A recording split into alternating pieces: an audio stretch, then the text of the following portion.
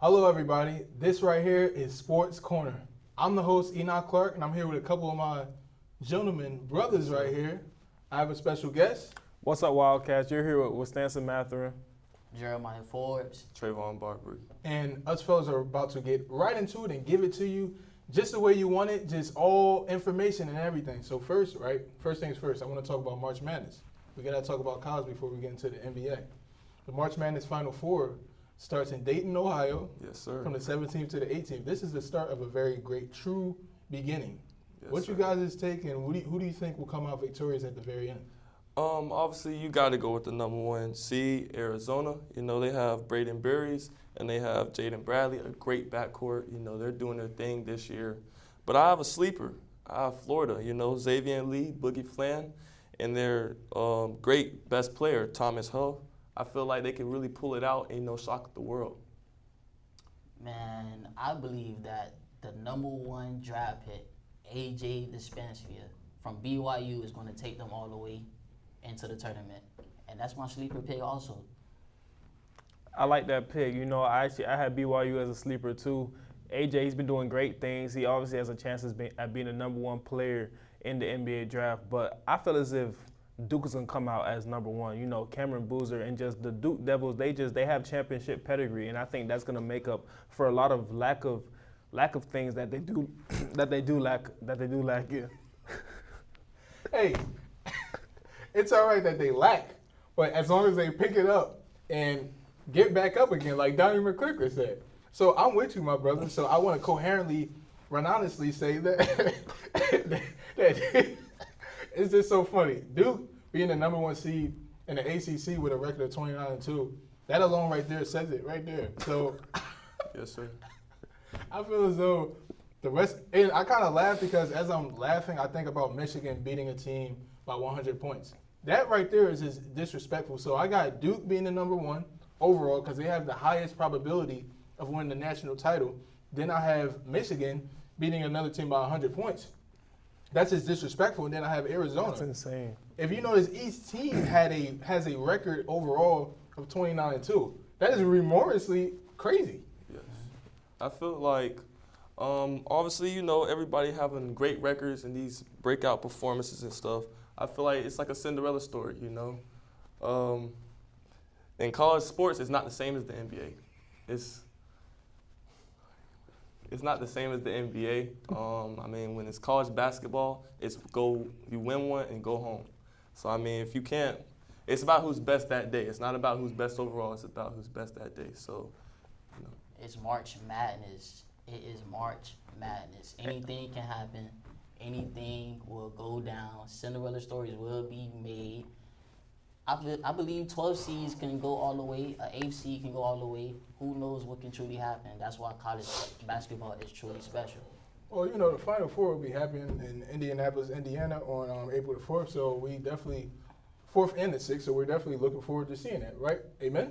Yes, sir. Amen. So next we want to move on to a little bit more professional where they're trying to get at a college level. They're trying to get to the professional NBA level. So, you know, we have a couple players of the week. First I want to point out is my man, Money Grand, Victor Wemby. I don't want to speak in tongues, but Victor Wemby, how you say it? Wembanyama. He's had a great and marvelous and fantastic week of scoring 26 points per game, and the man has had multiple 26-point games, and he's also had 5 or more games where he had multiple games where he had 5+ blocks. What do you think about that, and what is his height and his skill doing for his team in the NBA? I mean, Wembanyama, he is definitely an alien. He is something we haven't seen before. He is remarkable. But I feel like we've seen a couple players that resemble him, you know, like Chet Holmgren, like a Bobo, but it was like they couldn't take that same leap like Victor Wembanyama. Victor Wembanyama, I feel like it wasn't just the basketball skills and intangibles, but I feel like it was the mental capacity and the discipline that he comes and brings every day, and that separates him from the group, and obviously his intangibles. So, yeah. And Victor came into the league being the man already. So with his team around him, with De'Aaron Fox, Stephon Castle, they got the key pieces to go a very deep run into the playoffs. You know, who knows? And I'm just not surprised that Victor is not putting up at least 50 a night with his size and skill set. Like, this is crazy. You know, Victor Wembanyama is a specimen that we've never seen in the NBA before. Him being 7'4", but having guard-like moves, being able to shoot the ball well, it's fantastic. And you know, Victor Wembanyama, he's a very poised gentleman. And I think he's gonna have a great career, but it's gonna come down to whether or not he can avoid injuries. But like I said, all in all, Victor Wembanyama, he's a great player. Like we call him the alien. He has a great future ahead of him. Well, you know, I just want to remarkably, you know, piggyback off what all you fellas said here, you know, looking fresh in these dress suits, proper. But Victor Wembanyama, I think he definitely has something to prove because looking at his game, you know, he's skilled. We haven't seen anybody 7'4", weighing 90 pounds, you know, putting the ball in the hoop like that. Like, it's like he's playing against sixth graders. Like, what the heck is this? You know, and also, you know, I feel as though it's a little motivation for him because of health mentally and physically. I don't know if you remember a couple years ago, he also had a blood clot in his shoulder. And now look at him. You know, he's also set a Spurs franchise record of the fourth most points in franchise history for the Spurs, and also tying LaMarcus Aldridge for the most 25-plus point games and 10-plus point rebounds. That is just ridiculous. Sure. It is. Yeah, but we also have another player we can't forget. You know who TH is?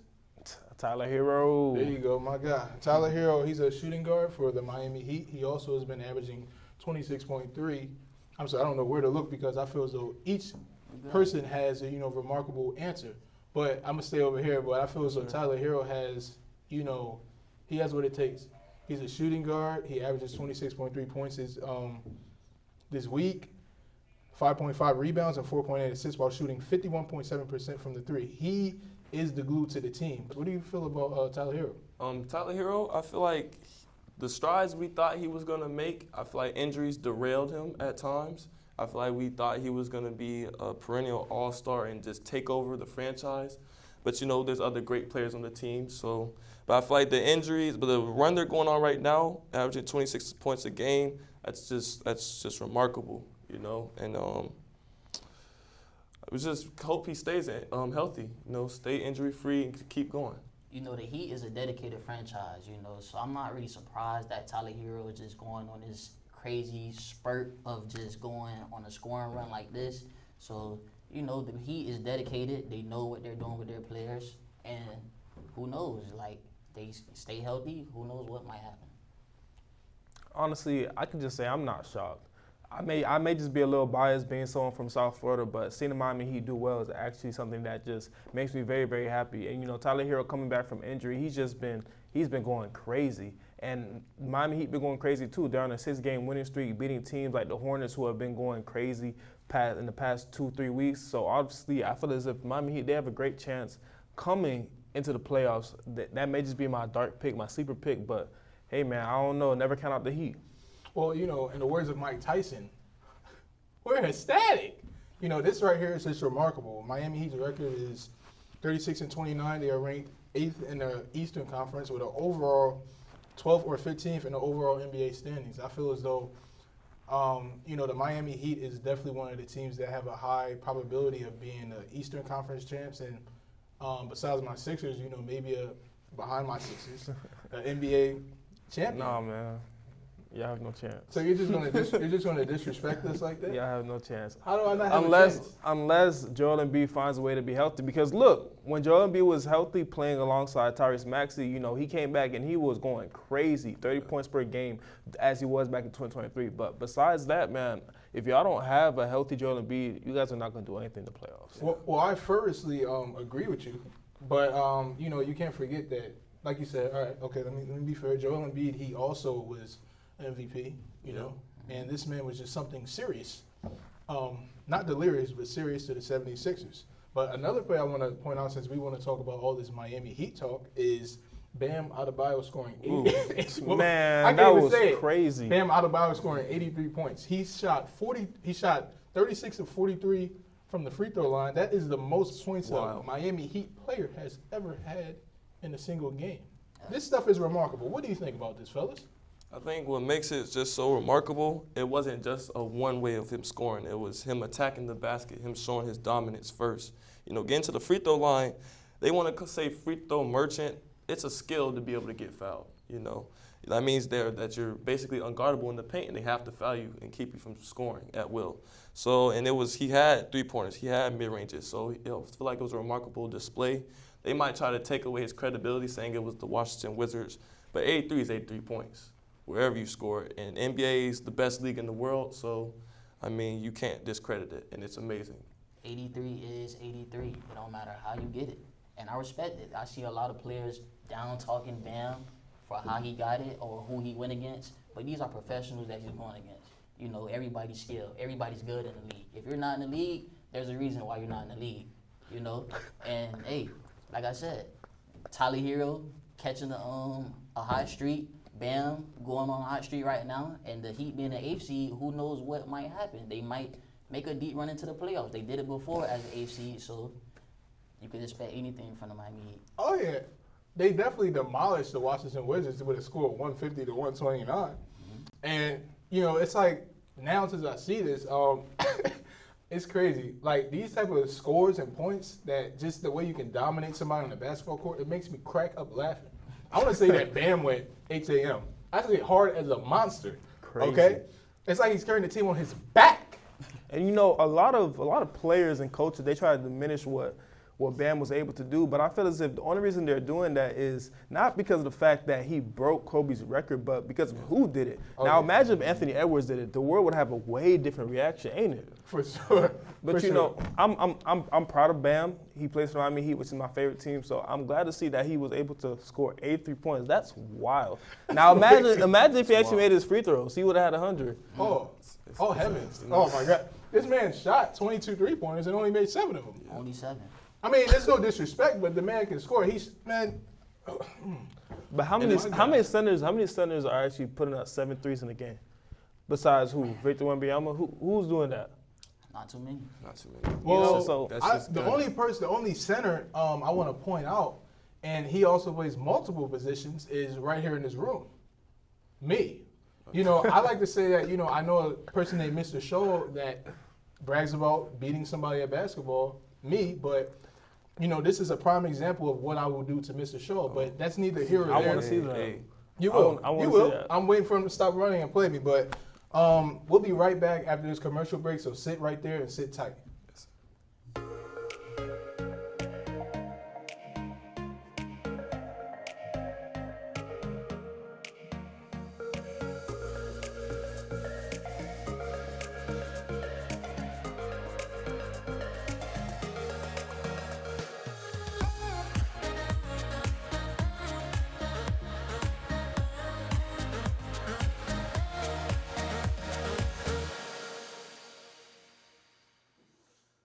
Parenting is never a straight path, and when your child is autistic, the journey can feel even more complex at times, filled with questions, emotions, and moments of deep discovery. And I understand that. I wrote Embrace the Journey for parents who are just starting on this path. This book offers practical advice, emotional support, a couple of laughs, and some powerful reminders that we're okay and that God loves us and He loves our children. So take a moment, turn the page, find a quiet spot, and I want you to enjoy this book. Embrace the Journey. So, thank you. Welcome back. How you feeling, gentlemen? Great. Feeling amazing. I'm feeling Good. fantastic, man. Amen. So I just want to first and foremost thank you for being on the show, my brothers. No problem. Thank you, man. Anytime. Thank you. Anytime. All right, I guess we've at it next week again. But anyway, you know, next we have different sports coming up. You know, we talked about basketball. Now let's get into if you can guess that, batter up. Yes, that's baseball. For baseball, for the 2026 baseball season for the MLB, we have starting very soon on opening night game starting on Wednesday, March the 25th, with the New York Yankees versus the San Francisco Giants playing at Oracle Park in San Francisco, California. It's also going to be a traditional opening day, which starts on March 26th, and there will be 14 games played, along with on the weekend, Saturday, March 28th, there will be 15 games played. Woo, my God. With 12 more games played on Sunday, March 29th. This marks the earliest traditional opening in Major League game history. How do you fellas feel about baseball season approaching? Baseball is a very exciting sport to me, at least. I feel like it's a long season. You know, there are plenty teams that can make a deep run. You know, it's an exciting sport. You know, who knows? I love seeing a good homer out the park. You know, and hey, L.A. Dodgers. Let's see if they can run it back again. You got LA Dodgers? Mm-hmm. Hey, I know I'm from Philly and stuff, but what about the Phillies, man? They had a remarkable record last year. I don't really know too much about the Phillies. All I know, L.A. Dodgers, they got the best players on the best team. You know, so. Shohei. Wait, hold on. I can't In every agree. position. Wait, stop it, please. I can't agree with that because back in 2007, I watched the World Series. Man, I guess that's showing my age. Shoot, y'all right there too. Y'all got beards and all. Y'all grown. I'm But trying. I guess, man, they won a World Series in 2007. So, you know, it's been sad and tragic that they couldn't follow up on a Dardiffly level of baseball. But, you know, we'll see who's winning this year. So how do you feel about, you know, what teams do you have predictions? I got my New York Yankees all the way. Like, yeah, I got them going, you know, shocking the world. They're on opening night. Opening day coming early, I know that's great for all the baseball fans out there, you know. Anytime you can get a game coming earlier than expected, you know, it's like a holiday. So, hey.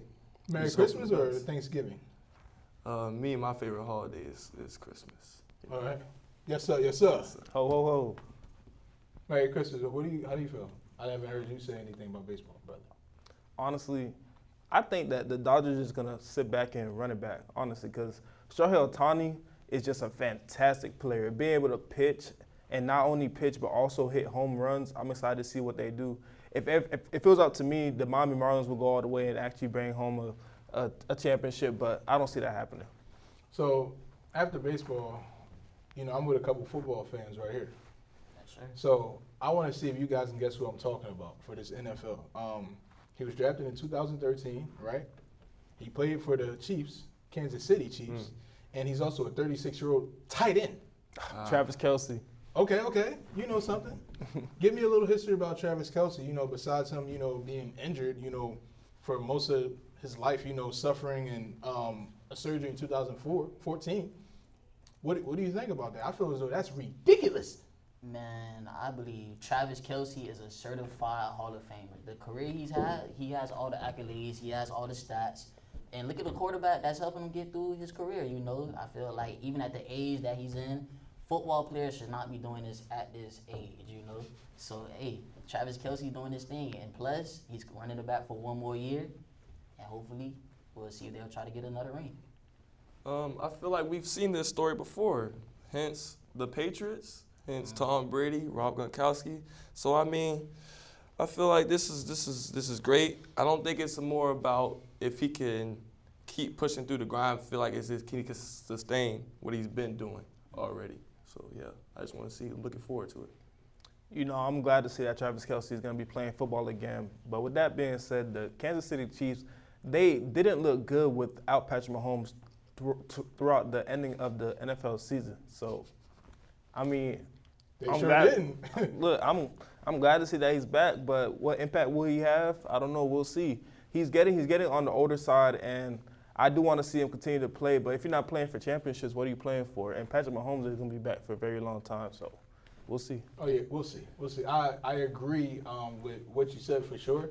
Enough of the laughs and giggles about this. We have to get into the straight of the business because, you know, Travis Kelce has been harvesting on 13,000 yards. He also has 75 receptions, and he's the 10th for his 10th straight season tying receiver in Tim Brown's record. That is remarkable. Wow. Demorously, and you know some other words that I would make up to that. Like that's just crazy. You know, the Kansas City Chiefs are working on giving him a 1-year, $15 million deal. So you know he seems like he's all in. He's all with it. So we have to see, you know, what happens in the long run. Like you said, in the words of you, we'll see. I think Kobe said that first in high school. We'll see. We'll see. But we'll see. To piggyback off of you, who do you think is a better complete player out of Gronkowski or Travis Kelce? I say Travis Kelce. You say Travis Kelce? Honestly. Whoa. Well, I'm he's gonna an disagree with you. 11-time Pro Bowler. Okay. Okay. All right. All right. I believe they're neck and neck. They're both first ballot Hall of Famers, you know, both legend quarterbacks already, you know, Tom Brady first ballot Hall of Famer as well. Patrick Mahomes already has the accolades, but I would have to say Gronkowski at my end. You know, he was just a pure dominant player. Not taking anything away from Kelsey, you know, but them two very similar when it comes to after the catch, after making a man miss. You know, they are very dominant players. Well, I don't mean to really talk about Travis Kelce being hurt, but you know, him coming back to the Chiefs, I think that's a comeback season. It kind of gives that Kobe mentality because he's saying that he does want to come back, but he also has to see how his body feels and you know how operate, because you know if you don't move certain bones for a while, you know they get stiff like the 10-man. Yeah. Correct. Yeah. So you know it's just like us standing here. If we don't move our muscles and stuff like that, we'll eventually get stiff. So, you know, also, you know, in the previous season, he was also fourth among all NFL tight ends to, you know, he had 851 receiving yards. That's impressive. That's right there. fantastic. Even though it was a down year for him, but that is fantastic. Yes. Oh, yeah. Let's see if you guys can guess this next one. I have a oldie, but a goodie. He's also a Seahawks MVP, running back. He also he just signed a 3-year free agent contract worth up to $45 million. Oh, wow. Whew. You know who that is? Man. Kenneth Walker. Okay, talk about him. Well, as you guys know, Kenneth Walker went crazy in the Super Bowl as he was able to earn the Super Bowl MVP. With that being said, he decided to leave the Seahawks and go to the Chiefs, which I think was honestly the right move for his career because of the fact that the Seahawks simply just couldn't pay him, so he went where the money was. With that being said, him being under Andy Reid and also being able to play alongside Patrick Mahomes, I think it's going to be fantastic for his career, and I'm just excited to see what happens. To piggyback off what you said, I believe this is a great move by the Kansas City Chiefs. This is what they needed. They needed a running back. They're going to run it back with this running back. You know? Okay, that was smooth. I give you that. I give you that. So, Not this year, but That's we'll smooth. see. But Kendall Walker, Super Bowl MVP, you know, they let go Pacheco. With Mahomes, probably he might not start the year, but with a rehab, if it goes well, I pray it goes well. But this team is looking scary. This team is looking really scary. is. You know, the Kansas City Chiefs is going to make a deep run with this running back. And this is the Chiefs we're talking about now. Before the Patriots and the Seahawks, we were seeing the Chiefs in the Super Bowl every single year. Yeah, I was fighting. They were missing a running game, and they got their running back. They got their guy. Yeah. Well, But I agree with everything he's saying. Even though I don't like the Chiefs, man, Well, it's getting scary sights. It's a scary sight. Scary. It's getting It's scary. getting scary. Well, sometimes, you know, fellas, you got to let go and let God. But God wasn't letting go of this one right here. You know, missing his first seasons in the NFL, you know, because of injuries and stuff. I feel as though, you know, what the devil meant for bad, God turned into good. Amen. Amen. So, you know, Travis, I'm sorry, I'm getting so confused, but, you know, Kenneth Walker, you know, he was selected second round. He definitely has a chip on his shoulder. He has something to prove. And, you know, the way he runs, the quickness, the way he goes through people is just like bully ball. You know, like I'm gonna, you know, I see you right here. I'm not going around, I'm going boop, dude, just like a bowling pin. And it's even scarier that the team that let him go, he basically got them to the Super Bowl or won them the Super Bowl. So he's playing with an even bigger chip on his shoulder. Oh yeah, like you said, you know, him going to a different team, they didn't want to pay him like he should be paid. So he said, "Forget you, pay me. Yes. Forget you, pay me right now." And he put him with a quarterback that's top 5 in the league, which is opening eyes for everyone. I know what he's listening to before the game. Waka Flocka, coming hard to the paint. Oh yeah. Yep. What would you listen to before the game if you had a testimony like that? Hey, I'm coming hard to the paint. Amen to that. Next, I want to go to, right? You know what time it is, fellas. Yes, sir. Ford. Next, we want to talk about the PGA Golf Tour. You know how that's going down. You know the things that are going down. You have some of the best players in North America that's going to be playing in the PGA Golf Tour. You know, so the PGA Golf Tour will be held up its flagship event this week at tour headquarters, very close in Ponte Verde Beach, Florida. As of 2025-2026 year, the tour features signature events with limited fields and higher prize money. The PGA Golf Tour is a bunch of professional players, as I stated earlier, that will be competing for a long season series of tournaments. The tournament operates a nonprofit organization, Strategic Sport Group. It's investing more than $1.5 billion. Woo, have mercy. They putting up some money right there into PGA Tour enterprises, and they plan to pay equity grants to players over time. Hey, throughout this whole episode of Sports Corner, we've just been talking about money, money, money. Man, It's too much money in this world. it's too Be much. handed out. Oh, yeah. But if you got the skill set for it, pay me. Mm-hmm. You know? The last player I seen that was, great, there's many out there, no disrespect to anybody, but Tiger Woods, the records he set, the Phenomenal player. phenomenal player right there, just the energy, the charisma, the swaggerifics, if I can say that, Yeah. the samanifics, I feel like he definitely, changed the game and opened the door for other, African Americans coming up to, want to play golf because, usually it's promoted basketball, football. So to see someone like him come in through, it definitely, opened doors for a lot of individuals. And golf is up for grabs. I feel like anybody could win it. Anybody can hit a hole in one and just make a crazy run. Shout out to Rory McIlroy too, one of the best players in the world, And yeah, it's up for grabs. I'm excited to see what happens. Well, I kind of got to disagree with you. You saying that anybody can hit a home and run. Hole in one. Hole in one. Mhm. Sorry. I kind of disagree with you when you say anybody can hit a hole and run because, this isn't miniature golf, man. This isn't something where you just go to, Top Golf. Shoot, Dave and Buster's, Top Golf. This is serious. This is outdoor serious competing This is real for life. money. This is real life. This is the real thing right here. Like Mary J. Blige said, Time the to get real paid. thing. It's time to get paid. Yeah. It's time to get paid. It's time to get paid. So let's talk about the money and nothing else. So, there's nothing else to talk about. $1.5 billion that Strategic Sports Group is putting into these guys and the tour and stuff like that, they have to put on. They have to seize the opportunity that, is in front of them. And that's the thing about life. I'm not going to say poetry or anything right now, but, when it's an opportunity in front of you, Take it. Take it Seize the head moment. first. seize the moment and go get it. Up top with that, man. Up top with that, man. Up top with that. Gotcha. Now with the high fives and all that, I just want to say this has been a remarkable episode of Sports Corner, and we're looking forward to seeing you guys next week. I'm the host, the one and only that you'll ever see this face, Enoch Clark, and I'm here with guests. With Stanson Matherin. Jeremiah Ford. Trayvon Barbary. And we'll see you guys soon. Take care. Peace and blessings to you.